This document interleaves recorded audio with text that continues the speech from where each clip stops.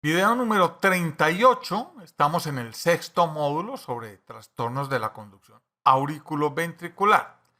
Y como estamos hablando de los bloqueos AB, vamos a hacer en este video 38 un resumen de lo que es la posible ubicación del problema.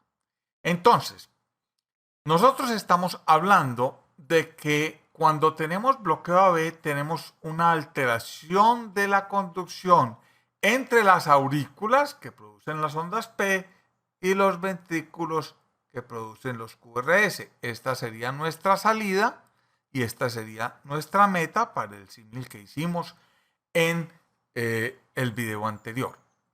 Ahora bien, como nosotros sabemos que la única conexión eléctrica que existe entre aurículas y ventrículos es el sistema especializado de conducción, si llegase a haber bloqueos en esta zona del sistema especializado de conducción, es decir, en la zona auriculoventricular, pues entonces los impulsos que vienen desde las aurículas, o sea, las ondas P, tendrán dificultades en llegar hacia los ventrículos y producir los QRS.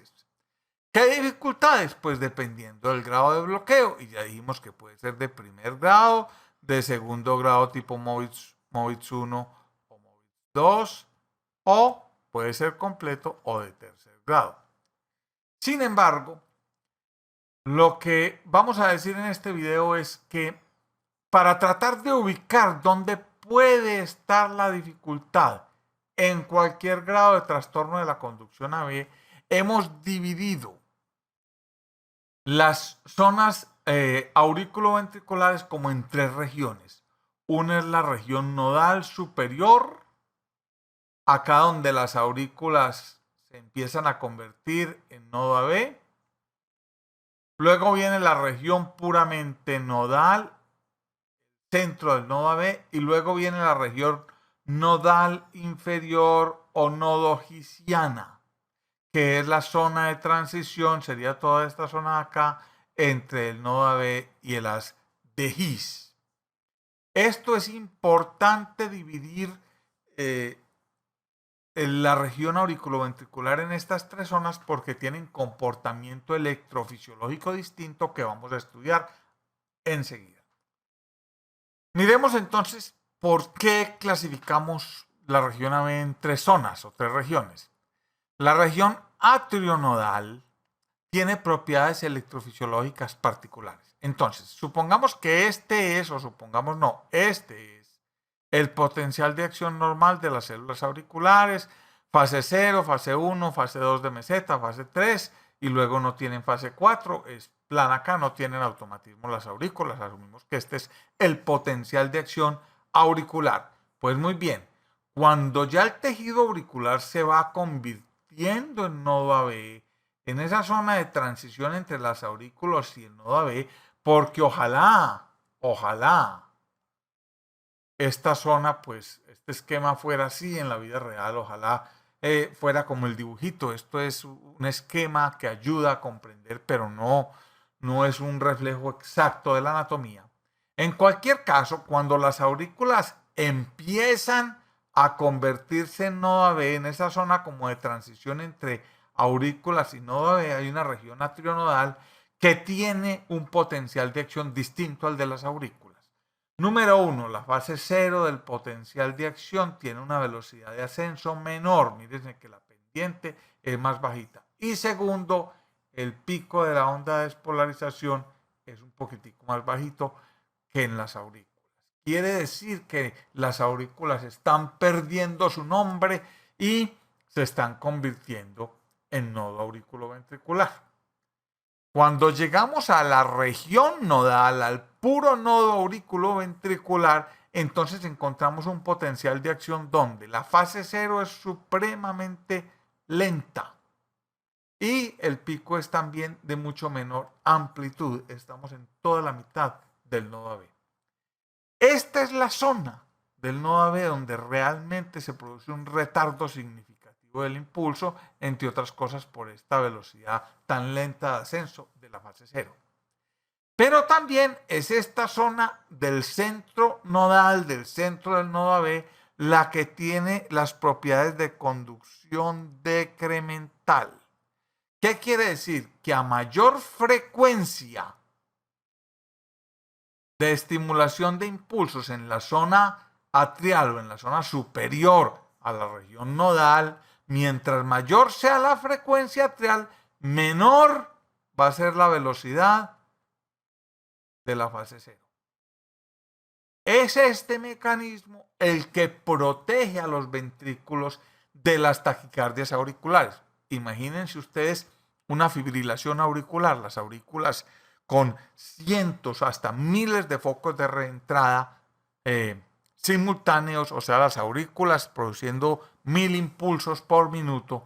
Es este centro del nodo AB con sus propiedades de conducción decremental que enlentece la velocidad de ascenso de la fase cero y protege a los ventrículos de una respuesta muy alta que los pondría en incapacidad mecánica de sostener el gasto cardíaco. También es esta zona nodal en donde la acetilcolina tiene efecto sobre la fase cero del potencial de acción, disminuyendo su velocidad de ascenso. Es acá donde los fenómenos vagales o la hipertonía vagal pueden prolongar la conducción auriculoventricular o incrementar o incluso producir algún grado de bloqueo AB. Por ejemplo, los bloqueos AB de segundo grado tipo MOVITZ 1. Esta es la región del centro del nodo auriculoventricular. Cuando el nodo auriculoventricular, la región nodal, esta que está acá en todo el centro del nodo AB, empieza a convertirse en haz de His cuando las células van cambiando sus propiedades electrofisiológicas. En esta zonita de transición encontramos un potencial de acción diferente al de la región nodal y diferente al de las fibras del Purkinje, más parecido al de las fibras del Purkinje, pero tiene todavía la fase cero con velocidad lenta de despolarización. Pero lo más importante es que en estas células de transición, en la parte baja del tejido de unión o del nodo AB, aparece una fase 4 del potencial de acción. Es decir, estas células tienen automatismo y por eso es que usualmente cuando se bloquea la conducción, por decir algo, en el nodo AB, se bloquea del todo, son usualmente estas células de la parte baja del área de unión las que toman el control del corazón y producen la respuesta ventricular que evita que el corazón se detenga del todo.